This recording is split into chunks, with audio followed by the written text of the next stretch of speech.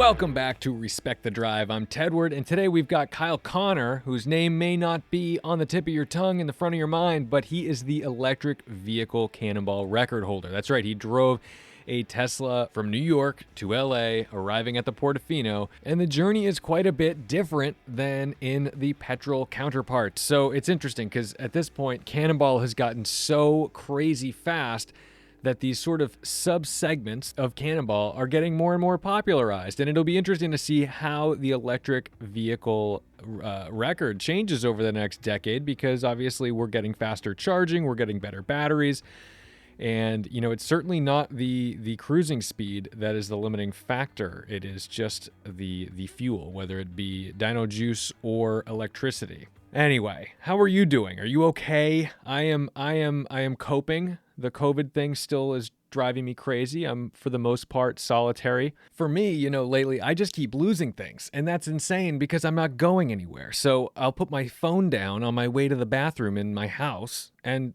I come back and it's gone. I can't find it, and I spend 10 minutes. That's where I get all my steps in, really. It's just walking around my house looking for keys and phones and things that I've put. Who am I kidding? I definitely brought my phone to the bathroom. I also want to give a big shout out and thank you to the Patreon supporters who have graciously donated $1, $5, $15 a month to help me keep the lights on in this place, which is fantastic. And speaking of keeping the lights on, I am moving out of my apartment. I've been there for 6 years. It's a little depressing, but I don't need it anymore. The apartment where I was living, the whole point of being there was so I had easy access to the city, but I don't need access to the city right now. In fact, all I really need is nice driveway space. So I'm kind of in this weird in-between phase, and we'll see what happens.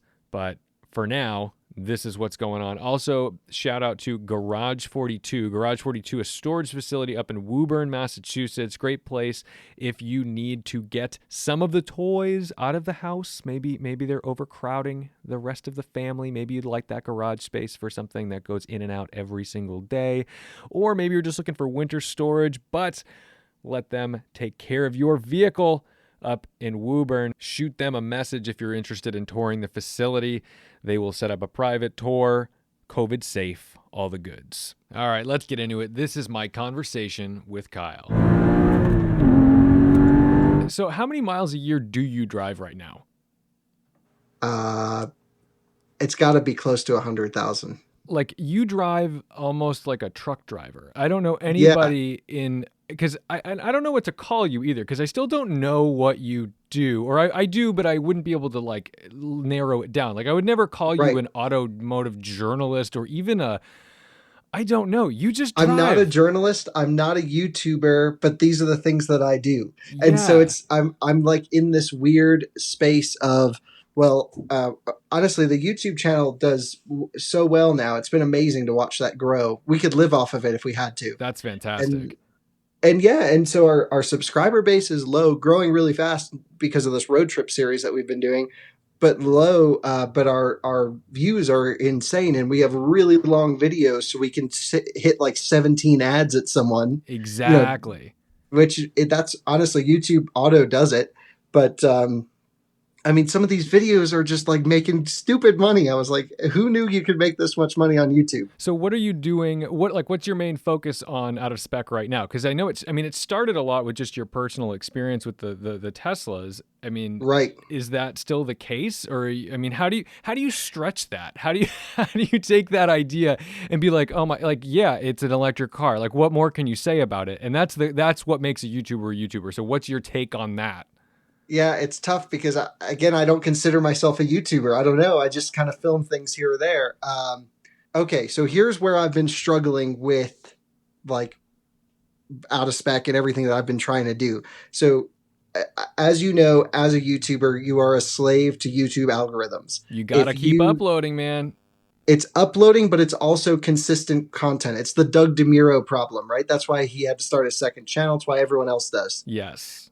And that's why the Smoking Tire had to move their podcast to a new channel. The because second it just you stray, it's just like, people are like, what is this? This is different. I don't like it.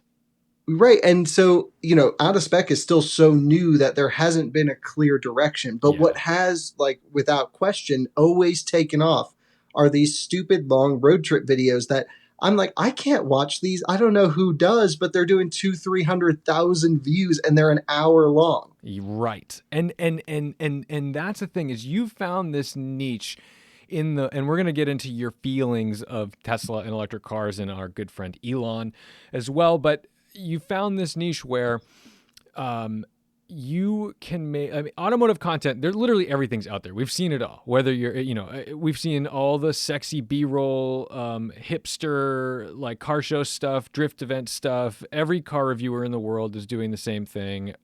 It's out there. You want to search a car, you're going to find. We need to talk about car reviewers at some point throughout this episode. 100%. But you found this thing where like the thing that was missing were people that were using their electric vehicles in like not making defense of them, not being like, yeah, it gets me to work every day, and you're like, no, I drive it like I'm driving a Mack truck across the country. Like you Right. you use these cars in very different ways than people. So I think people look at these videos and they're like, wait, could I use their, like, you're the guinea pig for like everybody questioning whether they can use their cars.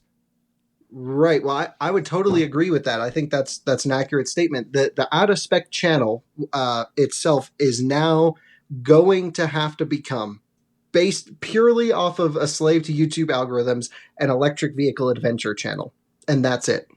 And it cannot be anything else. Again, I'm lucky enough where I get access to cars. I know you do too. We should talk about that.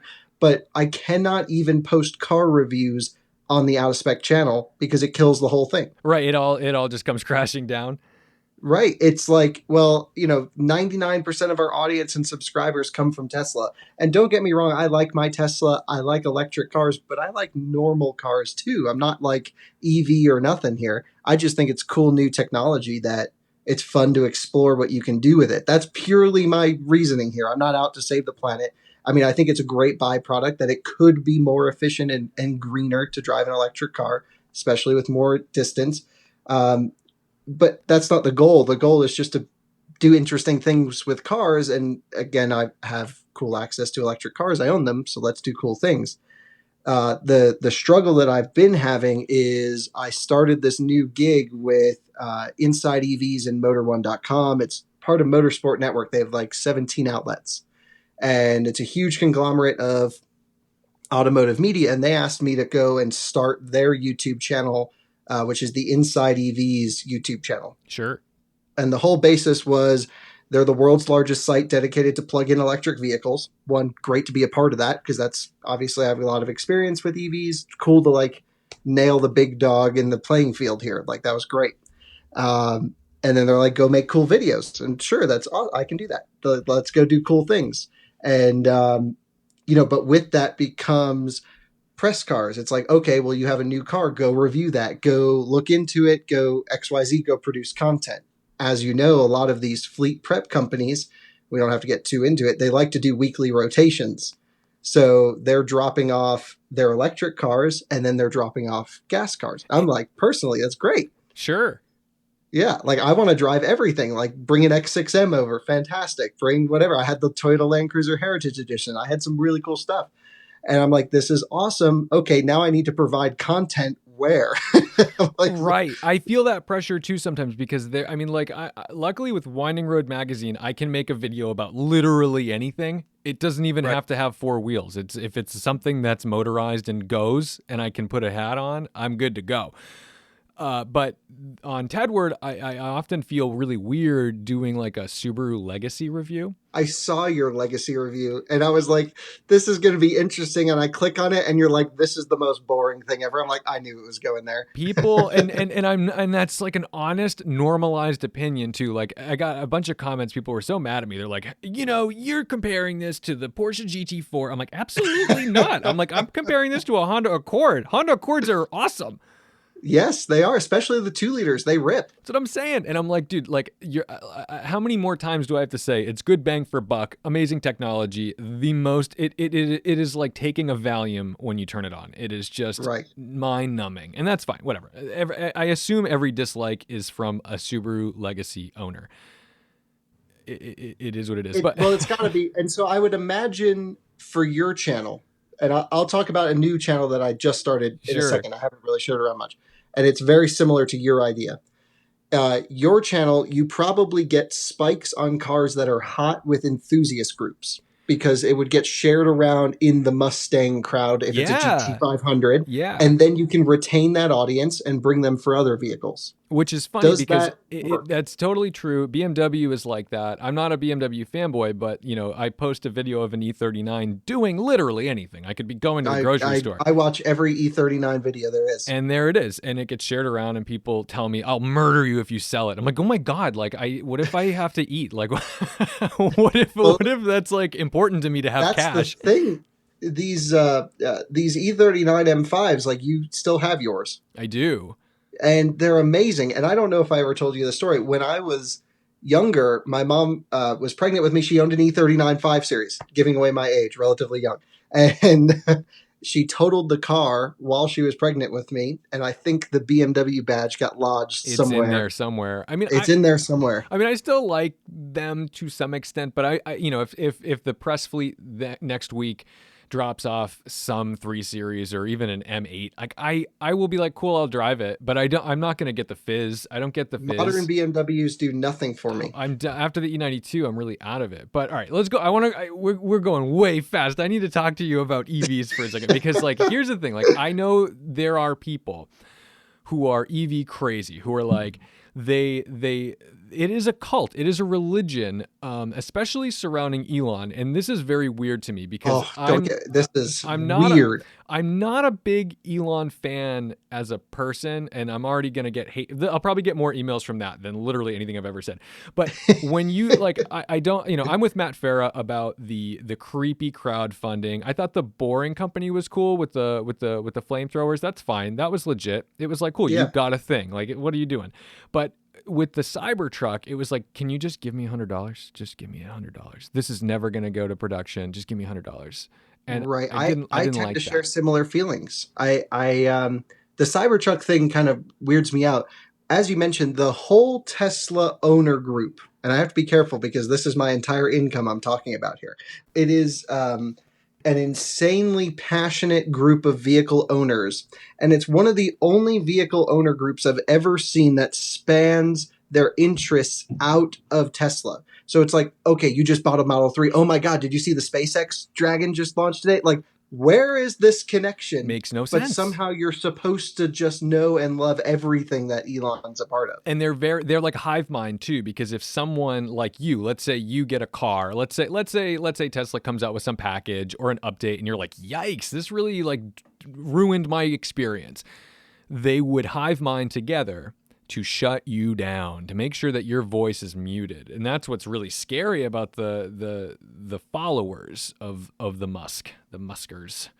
Right. Well, I tend to think of it as a very logical way. And I think people who own Teslas tend to see me as sort of someone who's relatively neutral, still loves my car. I do love my Tesla, no question. It's a fantastic device to get me from A to B. It is not fun to drive. It is not exciting to drive. It is not anything like that. But it is relaxing.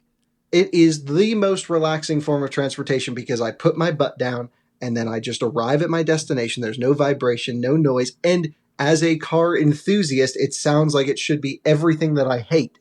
And it is to the sense of my enjoyment. But to what actually works for my driving situation, my daily living, it's the perfect tool to get around. I think that's a really good point to drive home to folks who are EVs are weird because they don't necessarily have the hate that like a Prius has. For whatever reason, people hate the Prius. I think the Prius is a fine automobile. It does. Hey, the Prius is a great handling car. Lift off, oversteer for days. I just had one on the track and I did a whole review on it. It literally does everything a car should do, and it just does it with 55 miles per gallon. Like no matter what you throw at it. And that's very cool. I appreciate that. But like for whatever reason, people always saw it as this like political enemy. And I didn't understand that because I'm like, who cares? Like if you don't like them because you think Prius owners drive slow, like fine, okay, that's acceptable, but don't be like rolling coal at them to like be like, I'm gonna trash our environment because you tried to help it. Like that doesn't make any sense. There's no logic there. But with the thing that hybrids miss out on is hybrids still stress you out because there's still an internal combustion engine in there cranking away doing its thing. And starting up with no oil in there, it just pisses. It drives me like crazy. And I heard you talk about this on a previous podcast, and I related to it so well. It's the auto start stop Oh syndrome my of God. internal combustion engines. It's, I just ripped this car, oil is through the red, and it just shut off. And then now it's going to turn on after a minute, like I know internal crazy. I love getting rental cars and just keeping stop start on because I feel like I'm beating on it, even though I'm not. It's designed in there, but I feel good about doing that on rentals. I took the GX out, the GX 460 Lexus today out on like some dirt roads. Roads that like if this was my car, I would never do this. I would never do this. But because I'm testing it and it's like my job to go like test the thing. Like I'm not flogging, I'm not abusing it, but like on my way home, I'm like, did it make that rattle before? Of course it did. But I still like, I treat everything like it's mine. So the panic is there. But that's where the EVs are great because what you don't realize and if you've never driven an EV before, this is the easiest way to sell them. Put them in bumper to bumper traffic. Tell them to get like a Model S and just be like, just drive home in traffic. Just drive home. Oh my God, it is the best thing in the world because you don't realize how much your emotional, like your brain is directly tied to your tachometer. You're absolutely right. Well, for car enthusiasts like you and me, EVs is a complete reset to driving. It gives you a car you do not have to think about while driving.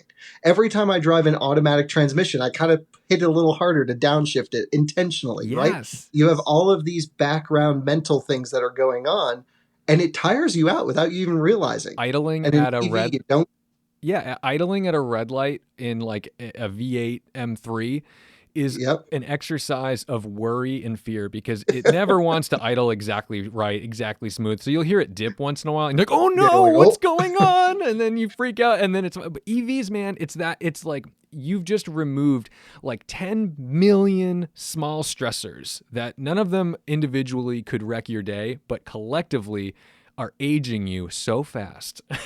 Yes, you're absolutely correct. So I've found the perfect use case for an EV for me. And I think for many people, they just don't realize it yet. It is, you need an electric car. And I truly believe this. For all of your road tripping, EVs are perfect. My average charging stops are 12 or 15 minutes. It's no problem. It's free. And I actually enjoy like finding chargers, plugging in. It works for me very well. And I'm the guy who's like, obviously a Cannonball mentality. Let's get from A to B as quickly as possible. Yeah. And I love to charge. The second thing with EVs is it's great for going to work, doing all this stuff. But what it leaves lacking is all of the enjoyment that you want from a fun internal combustion vehicle. So an EV for a car enthusiast cannot be your only car. No way. You need something fun with maybe 3 pedals, maybe not, but something enjoyable in the garage for those special days. And it makes those special days even more special. Oh, and the easiest way to analogize that to most people is like, I don't want to daily drive my Porsche. It's horrible. Right. Oh my God. I drive it once every 2 weeks and I take it out for a nice little drive. And even in that hour or two, I'm like, yeah, it's time to go home. Like that road is too bumpy. I'm going to break it, or, this is stressful, or I'm in traffic and I'm like, if I get T-boned in this thing, I will die.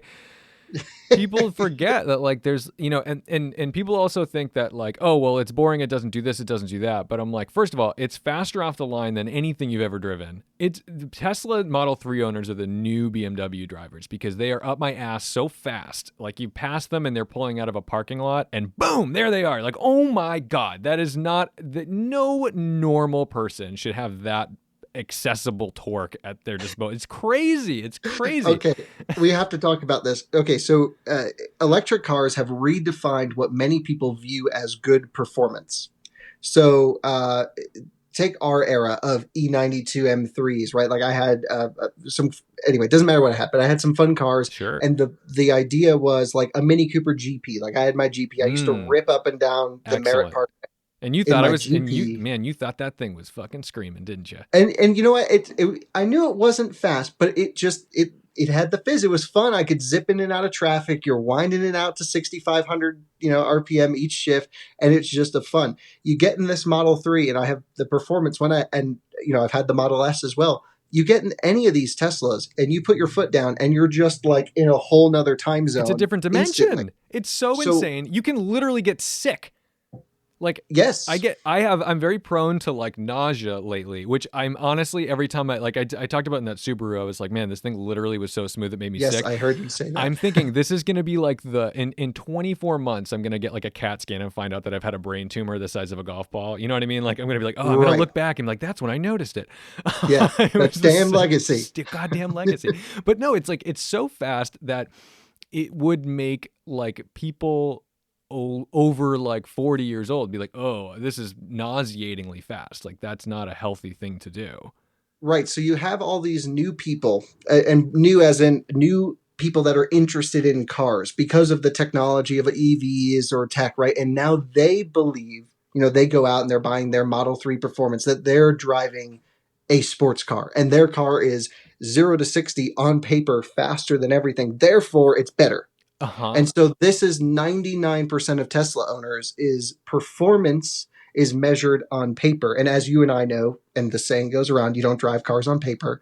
And, it's just not the case. Now, I will say, we just built a Model 3 for Pikes Peak, and we're going to run it at the end. And it's insanely capable. Oh, it'll do the thing. This thing is stupid fast around our track. People need to also realize, like, Pikes Peak, there's a reason why every car at Pikes Peak is a turbo. It's because there's massive elevation changes and you need forced induction. Right. Well, you need that, or you need electric where altitude doesn't matter. So that's the thing. Electrics with Pikes Peak is just like, oh my God, we just like don't even have to tune for that. No, it's not even a thing. Just give it some friggin' downforce and send her up. That's right. Just less density, less area you have to push through. Yeah, right. Exactly. So, I mean, let's talk about the Cannonball thing, because I've been involved and I'm still like being very cautious about what I say my involvement is with this. But, people figured out that I knew probably too much about that Audi S8 that I drove recently. And I'm getting, and it's funny because some people are like, hey, like, were you in the car? What were you doing? Other people just flat out just start talking to me as if like they have a photo of me at the Portofino. But cannonballing as a culture is starting to divide into all these subgroups, because overall, like the main, the one with the huevos is to get a fast car, a big sports sedan or whatever, and just get it across the country as fast as possible. But honestly, that game is starting to dwindle because the amount of time you're coming to this like asymptotic zero. Like, you can't go any faster than a certain point. And, right. Or you're, I mean, at this point, you're definitely going into jail. Oh my God. The speeds are stupid. They are stupid. Yeah, I mean, I think with modern cars, especially during this pandemic time, you just rip it. Yeah, go. Exactly. But now these subcategories, I think, are actually more fascinating, because to do it in the crazy speed, there's so much luck involved. Like, you have to not hit a traffic jam. You have to hope that, you didn't just get like stuck behind a cop for 20 miles. Like, there's so many little things now that are like they're not skill based. It's like just totally like, don't jinx yourself, make sure you have your lucky underwear on and go. Right. Whereas with what you're doing with an EV Cannonball, there's so much different strategy and so much of a different approach, and the time, yes, it matters, but it's a little different. Like, tell me what the thought process was, because did you break Alex's record? Was that how that was? So this story never got told. Should we tell it on your podcast? Let's do it. It's not anything crazy. It's not bad. It's kind of funny. No, these are like nearly legal cannonballs. These are great. This is what I love. Right. Yeah. Well, this doesn't even have to do with anything law breaking. It's just coincidence. The cannonball that Alex did was 50 hours, 16 minutes. That was his fastest EV run. Alex did it in a blue Model 3 with Dan Zarilla. He went from West Coast to East Coast. I have a problem with the West Coast to East Coast. I'll be the first to say it. I don't like it. It's not in the true spirit of Cannonball. Yeah, I don't like it either. I'll give it the stamp of approval, but it never settles well with me. It doesn't sit well with me. Yeah. It's Portofino Red Ball. And I get like they did the Darien thing and like you could do all these, but I just like the Portofino Doesn't Red it just Ball. feel like you're driving home? Like it. Yeah, it's awful. I hate driving east. I love driving west. Agreed, because it feels like you're going somewhere new, the promised land, you're getting to the Pacific. Right, because we're East Coasters. Nobody wants to go jump into the ocean in the Atlantic. I want to go run into the ocean in the Pacific. That's right. So anyway, Alex and pretty much everyone before that did west to east coast runs. There's advantages for light. You get extended nightfall going west to east. You also get winds, which matter more in an electric car. Similar to Jetstream, most wind blows east, so it's good to go that way. Top So tip. everyone did it there. Yeah, I'm going to give away that tip. But I won't recognize your run if you go west to east. No, I'm joking. Anyway, so it was like a year, maybe 2 years later, I went to California to prep for my run.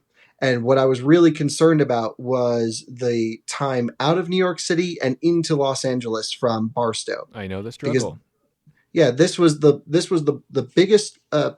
I felt that the largest time issue that I could leave on the table was missing an exit, getting stuck in traffic, knowing side routes. You could add an hour. You could add an hour with 10 miles left. Right, and so for range purposes, really needed to make sure that we arrived dead because there's no reason to charge more. And then if I had to detour, make sure I knew exactly where I had to go, so I wouldn't run out of electricity or time. So there's a little bit more, thought process to go in with an EV.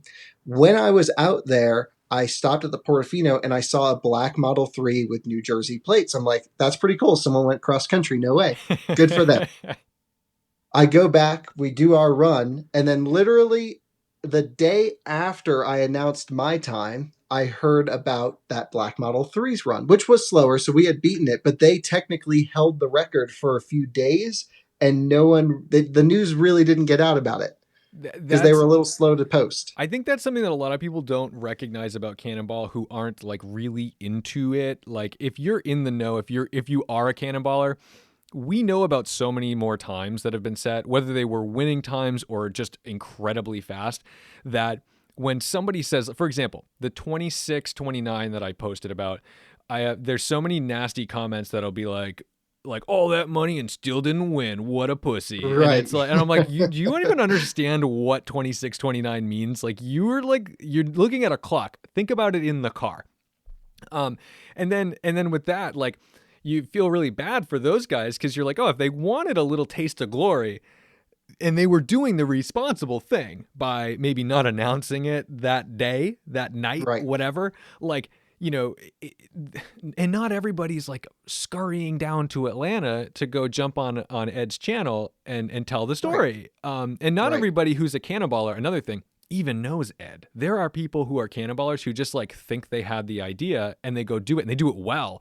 And then they find out, they're like, oh my God, there's people who do this? I've heard of many of these runs, especially for electric car world. I know of 10 attempts to break my record since I set it. Yeah. And what was your time?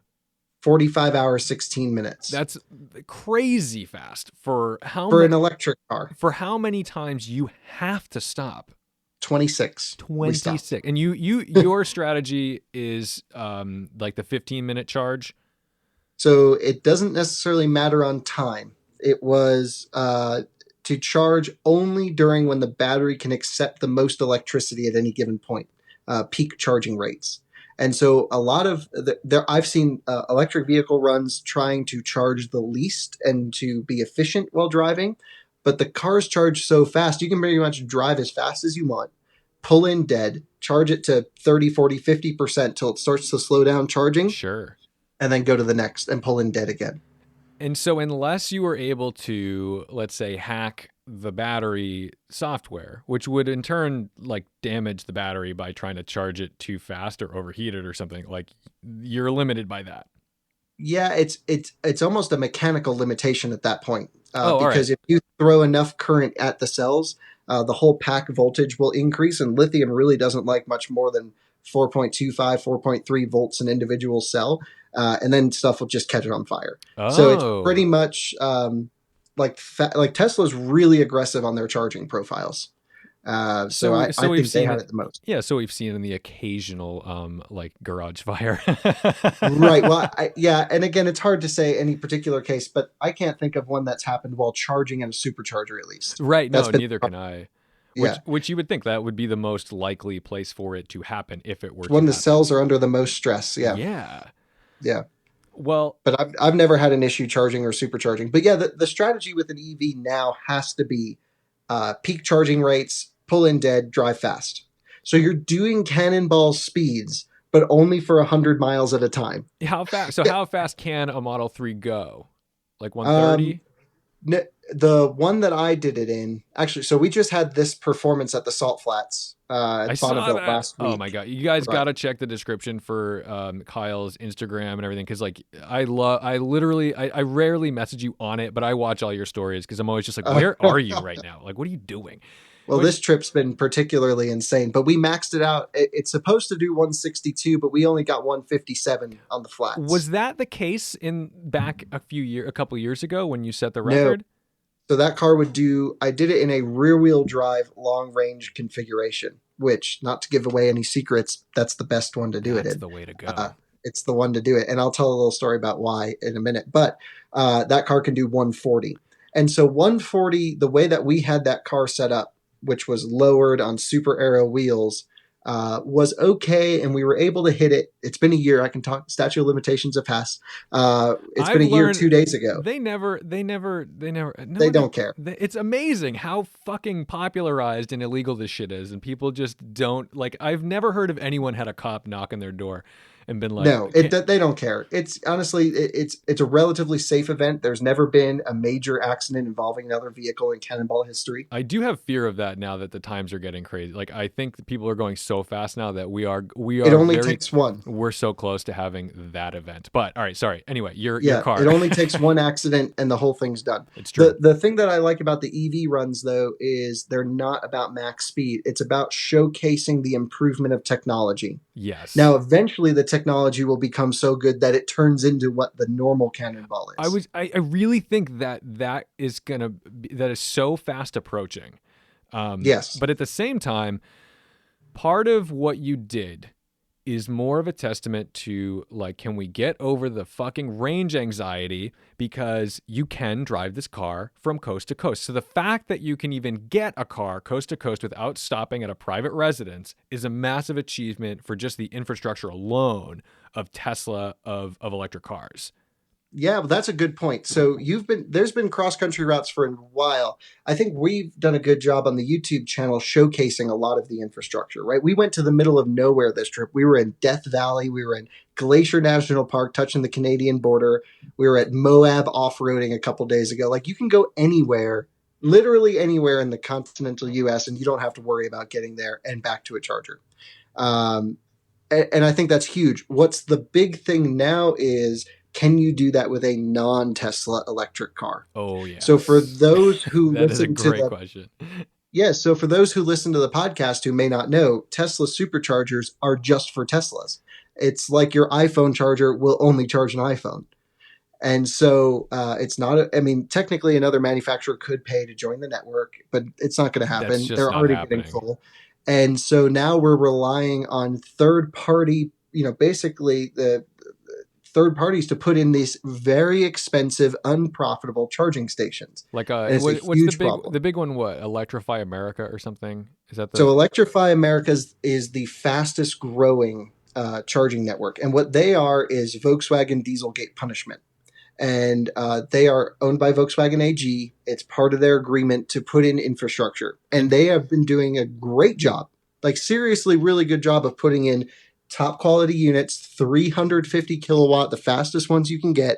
And now they have 2 cross country routes. And there's been people who've done it.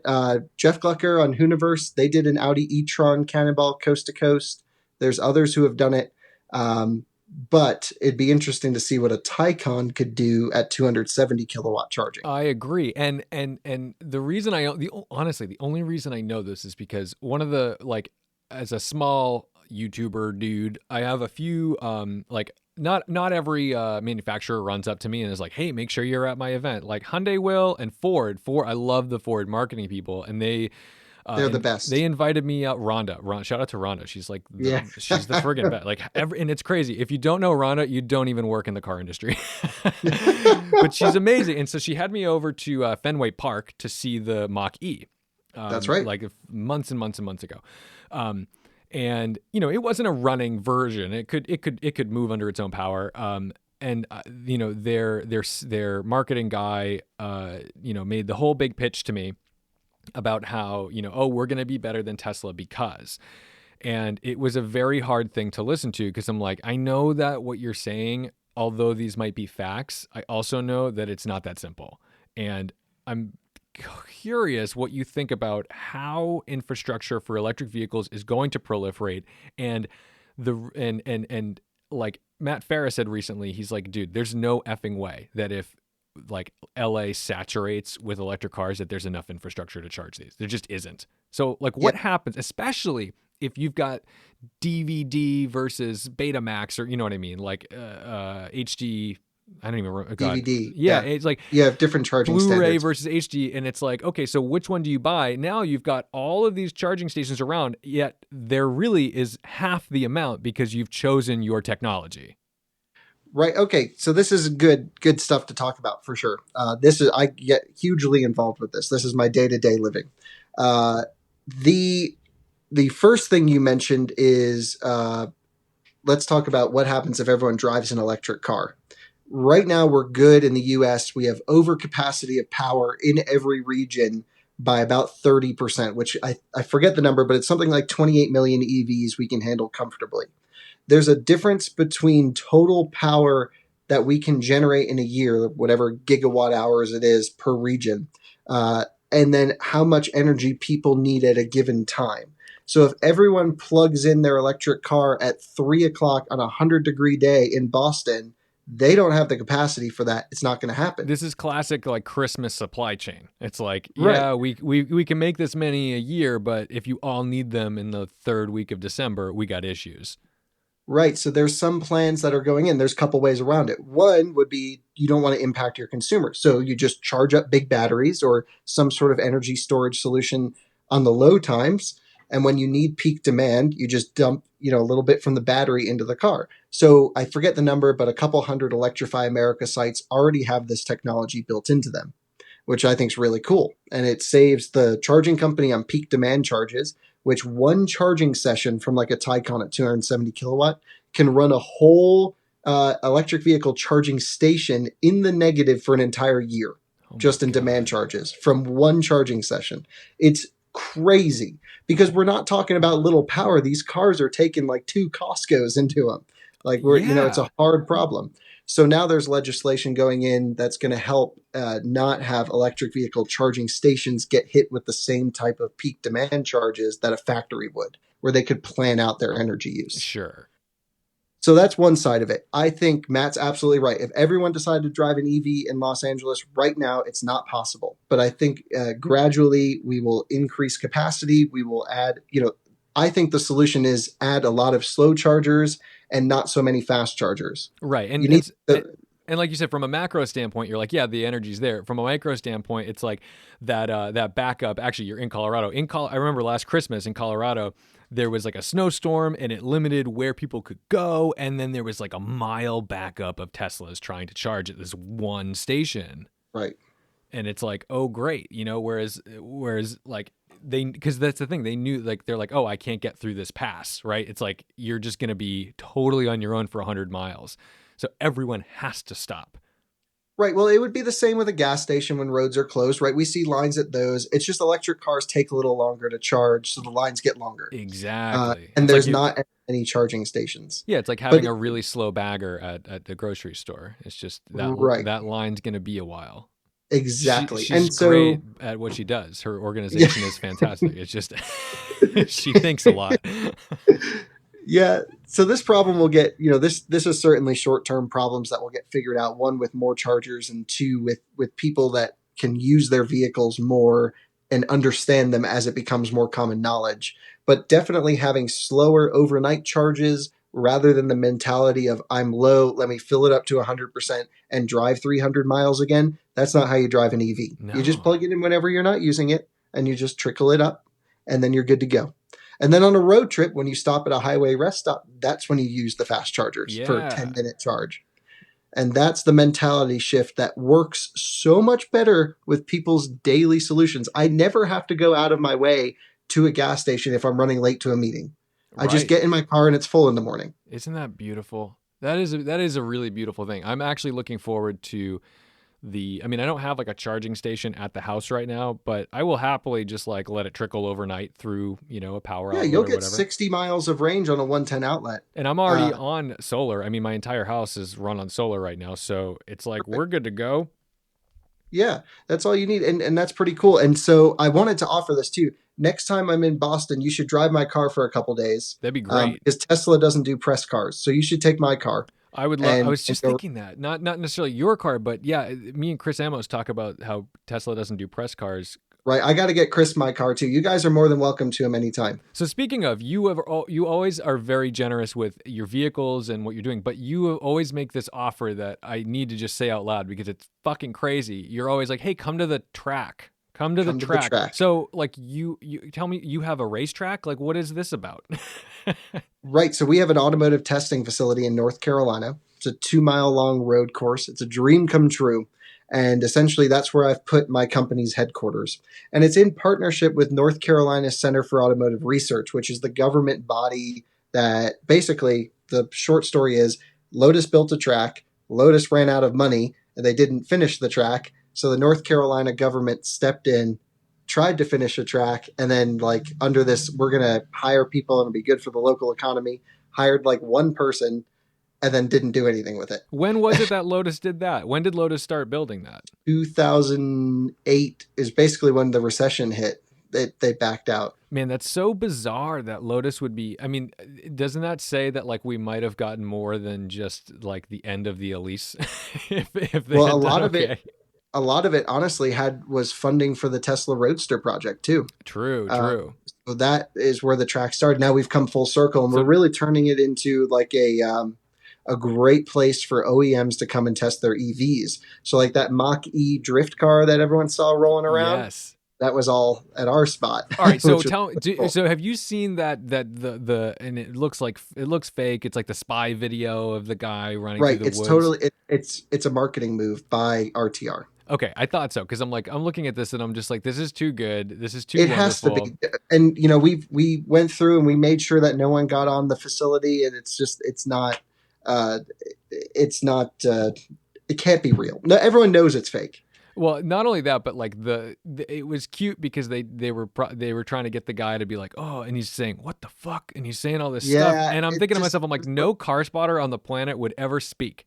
Ever. Yeah. Nobody it was weird. Nobody professional enough to go and film a thing like after hopping a fence would ever speak. They know better. Bozzy, 19 Bozzy 92, he not stupid enough to talk. He lets the cars talk. Yeah, so I even if you look on Google Maps, so like some eagle-eyed fans reached out. They were like, "Oh, no way, that's the out of spec track." And then like some guys zoomed in on Google Maps and like showed the trees, and it's only like 4 trees deep, and then the rest is just a parking lot. So it's not like there's not anything there. No, it looks like it looks like you're like hacking into the Nürburgring, like in the forest, Right. I mean, the track is in the middle of nowhere. Don't get me wrong. I mean, it was a struggle for us to even find a house to live in near there. Because that's the whole reason we live in North Carolina is for the track. And even then, the closest, I would say, livable town was 40 minutes away. So my commute went from an hour and a half one way down to 40 minutes. And now we're sort of in the position where, at least for like the whole idea with the track that I sort of wanted to stay in North Carolina for was, well, now we get great car access thanks to Inside EVs and the press fleets and everything. And we have the perfect place to test them on an independent testing center. Like, what's better than this? And then came the question of, well, who do I post this stuff with? Because I can't, like, no one cares on my channel. Sure. And that's been the weirdest thing with getting press cars is everyone, signs up with an organization, works their way up, maybe gets a car a month, maybe a car every 2 months, goes on a first drive here or there.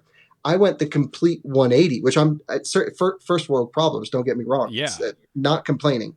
It's here's all the cars in the world. Now go figure out what you want to do with them. Right. And you feel this immense pressure too, because when somebody gives you a car, like they're giving you usually like, and the way press cars are built, they're always like top line things. So yes. You're getting the Legacy was shocking to be like, oh, a $26,000 car. I was like, wow, this is actually the coolest thing in the fleet because this doesn't exist. There are no Right. everything's 50 grand or more. I mean, like the friggin' Durango is like $76,000.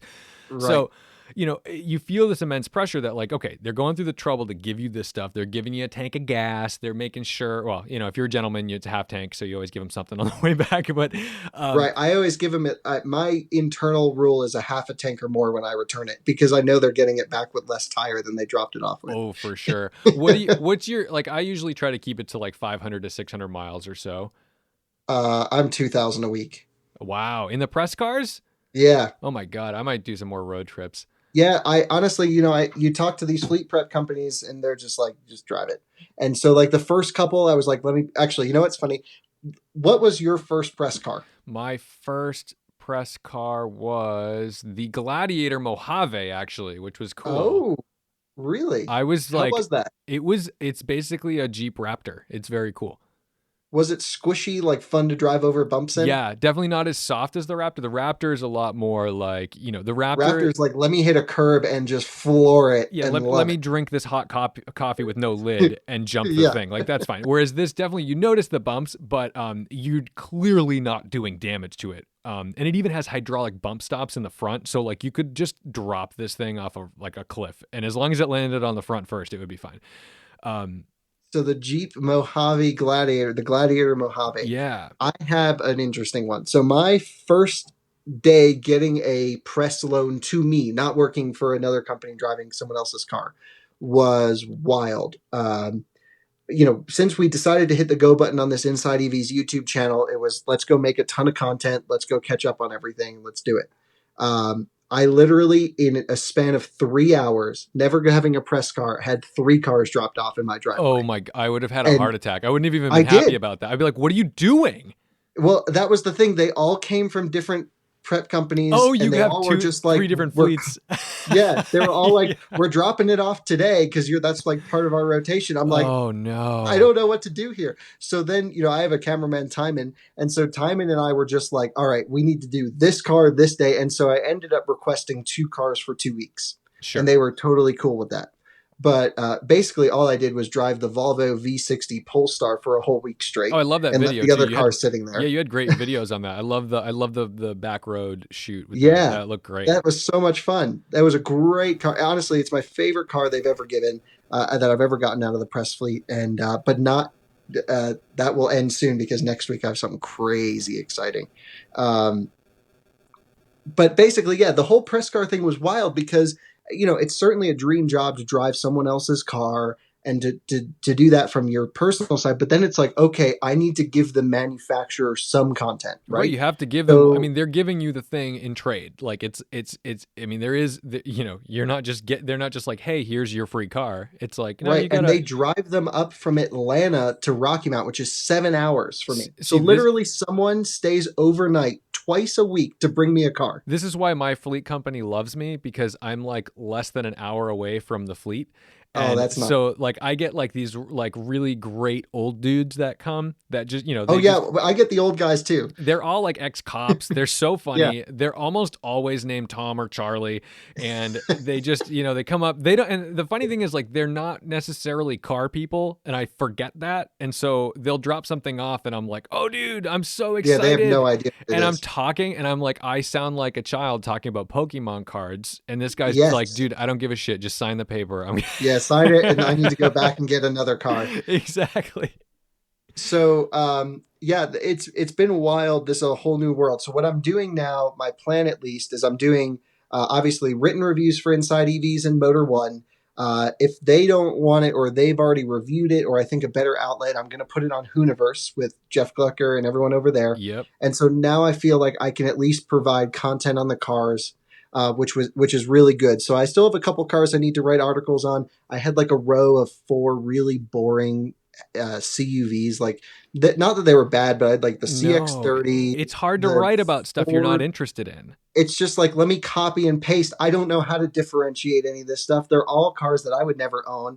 And like, what? Well, but I think the Ford Escape Hybrid was pretty good, I will say. That's the thing. They're forgettable. The other thing is when you get the first one, let's say you get like some, the Mazda CX-3 or something, or CX-5, you get these cars, and unless you've compared it, unless you can literally be like, oh, I've driven the CR-V, the RAV4, this, that, like your opinion is meaningless because you're just like talking about a thing in isolation. You need a full year of rotation before you can have a really good, well-rounded understanding. I'm lucky where I've been, able to drive these cars for a while. They just hadn't been loaned to me. So I was in a jump-started position.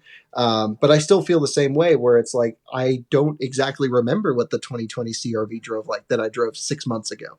They all drive the same. So this has been fun, and it's a new challenge to write because I've always been a video guy. I've always been about making content. And so now it's like, no one wants to watch about a Ford Escape hybrid on my YouTube channel as much as I'd like to show it. So I'll write an article about it. That way I can keep the fleet rolling through so I can get to the cars that will do well. Sometimes though, you'd be surprised. So for example, there are cars where like for Winding Road is interesting because we're like, you'll drive like a Mazda 3 and it just goes gangbusters, or like the Volkswagen Golfs always do really well. Volkswagen Golfs always do well. Oh my God, like seriously. Always. But then I'll go drive a rare Italian car, okay? Something that's just like crazy. Now, sometimes you get a Testarossa. Testarossas are great because I feel like SEO is always beneficial for a Testarossa. It's always ready. Some kid or some old guy is just like, hey, I wonder what that's like. Yeah. And, I've got 1 million views on that video right now, and I'm like, close to it. I'm like, sweet, that's great. And it's like a leisurely drive because you got to remember, this is not a press car. It's a car for sale. Someone's own car. And like they're selling it. Like I can't just thrash some like for sale car. You know what I mean? So people are like, oh, you barely drove it. I'm like, yeah, well, when someone loans you a mint Testarossa, like tell me how you're going to treat it, especially when they're going to see exactly what you did to it. Right. Well, and so that's great. But then I get the cars that I get excited for. I drove that Bizzarini recently. And that car, I mean, I'll never get that opportunity again. Maybe. I mean, that's insanity. Yet there's no SEO for that because nobody even knows what a Bizzarini is. So that's the thing. What do you think is the car that you personally had the most value out of, but performed the poorest online? Yeah, that's a really good question. I would have to think on that, but like, yeah, it's usually cars that are what I consider very exciting and weird and quirky, like a Morgan three-wheeler or something, but just that have no mainstream fanfare. So, you know what? I know what it is. It's the Alpine A110 from what was it? Right. I watched that video because you and I have the same interest in cars, but no one else. And that car, like, and you could hear my genuine like horror, excitement, all of it, because people are like, oh, this guy says like so many times. I'm like, dude, I'm literally like sitting next to Leonardo DiCaprio on an airplane right now. And I'm like, oh, sorry, I'm not cool. You know what I mean? It was hard to be cool in that moment. And, the thing like max speed with that rear end was like, 67 miles an hour or something. It was a goofy experience. And the car, it was honest to God, not built for a human being. It was so tiny. It made no sense. It was hard to drive in every way, but it was so enjoyable. And yet that video, like no one will ever really see it because as far as I was concerned, that was like, oh my God, I can't believe I drove this thing. And you come home and you rush to your computer and you upload it and you go do your thing. And then it's like 9 out of 10 or 10 out of 10 on YouTube. and before that, like what's funny, it's now my most viewed video, but that Lamborghini Snowdrift thing. I remember coming home confidently saying to my roommate, this will be my first 1 million view video. And I put it up and it did 20,000 views and died. Right. And I'm like, what the fuck? It happens to me all the time. It's also the same thing on my channel, which is the level of work to viewership is totally inverse. Oh my God. To what most people would think. And this is the problem with YouTube. It does such a disservice to us that want to make quality, good content that makes us feel proud of our work. We cannot put that stuff out there because it's useless. It won't do well, and we can't keep up with it. I mean, you're asking yourself to work 4 times as hard for 4 times less pay. I mean, so that's why these road trips are really good for me, and that's why our channel, like in the last day, we grew 1,000 subscribers. That's fantastic. Which is amazing because I go on a drive. I use my iPhone. I shoot everything with this for our road trip videos. No joke. Is that the Out of Spec Motoring channel? Yeah. Excellent. I will say out of spec I would love for it to grow to the point where I can get into the groove and the cadence. And I feel like even in the last 2 or 3 months, we are almost there. I can predict the views on videos. Yep. I can predict how things are going. I know what people want to see that view that specific channel. Now, that's not all the content I want to make. So I started a new channel called One Lap.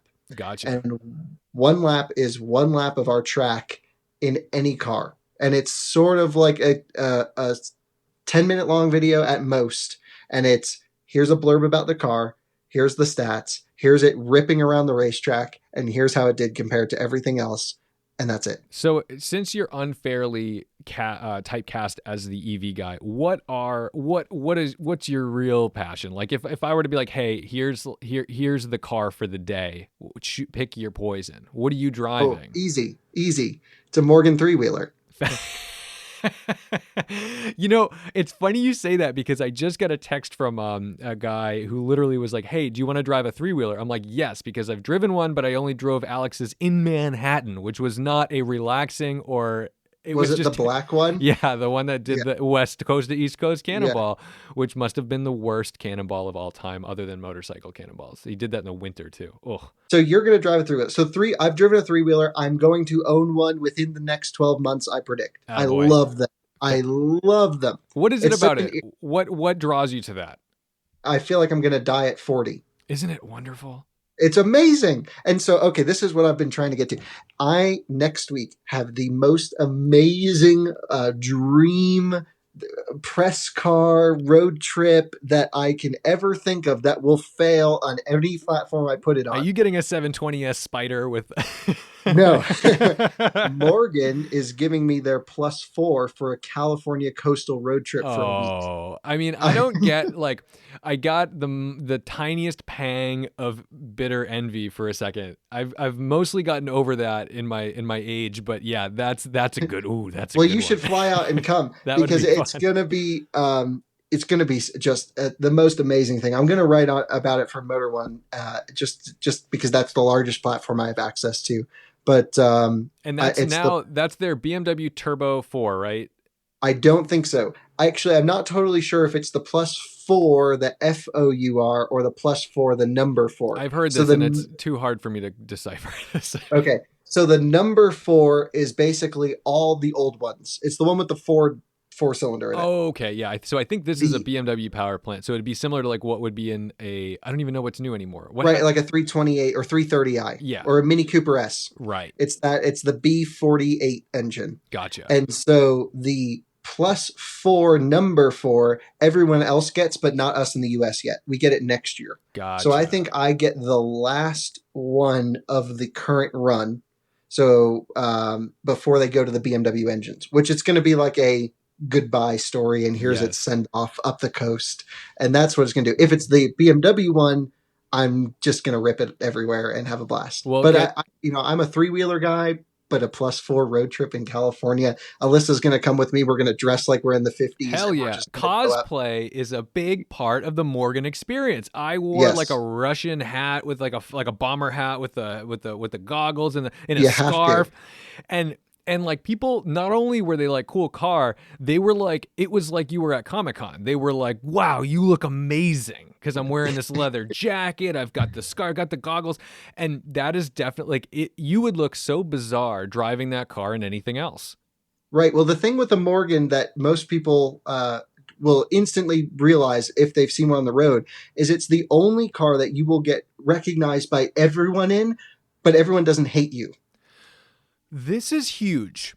This is huge because there are, if I'm driving I notice this within the supercar world. So for example, if I'm driving like a yellow Ferrari, people flip you off. Yeah, they hate you. They'll look at you and they'll just be like, look at this idiot. If you're driving a McLaren's, for whatever reason, don't get so much hate because people don't, you know what it is? It's because they don't know what it is. They're like, oh, what's that? So you're in a 600 LT or a 570. It's like, oh, that's neat. And then the door opens. They're like, I'm interested in that.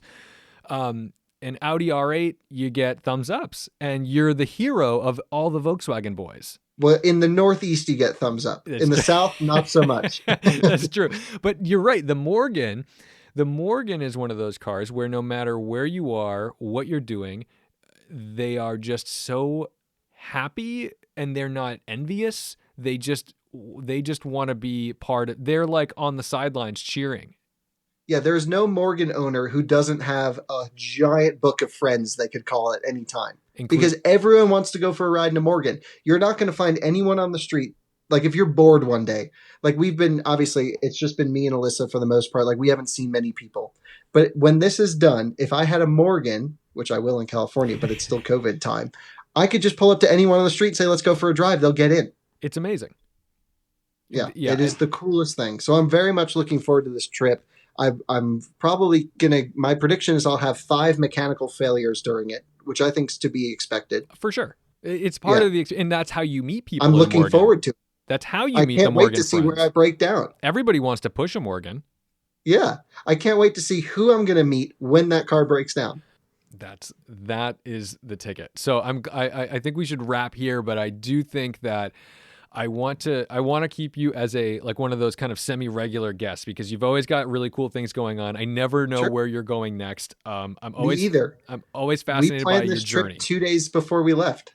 That's fantastic. See, I like that. I need that. I'm like too much of I don't like change. I'm like, oh, we have to go where? I'm like, is there a bathroom like that? I'm like, I've sat in my house for 3 days. Let's go somewhere. I need to be like, is there parking and is there a nice quiet bathroom? Those are my my two And when needs. you drive an electric car, you're going to be like, is there charging? We don't even look if there's charging anymore. We're like, it'll make great content if we run out. Let's go. Oh my god! And we bring our 2 dogs with us everywhere too. See, you're like the electrified version of 996 Road Trip. You've got the roof rack, you've got the dog. Right. You're ready to go. What a unique take. I like talking to Kyle because he kind of encourages me to get out of the house. He's always on the move, and I love that. I wish I could just go live out of my car. He's like the 996 Road Trip of Teslas. He's just out there doing the thing. So thank you so much for listening. Don't forget to respect the drive. And if you haven't already, subscribe to the podcast, follow the podcast, whether you're listening on Apple, Spotify, wherever the heck you listen. Just keep listening. We'll see you next time.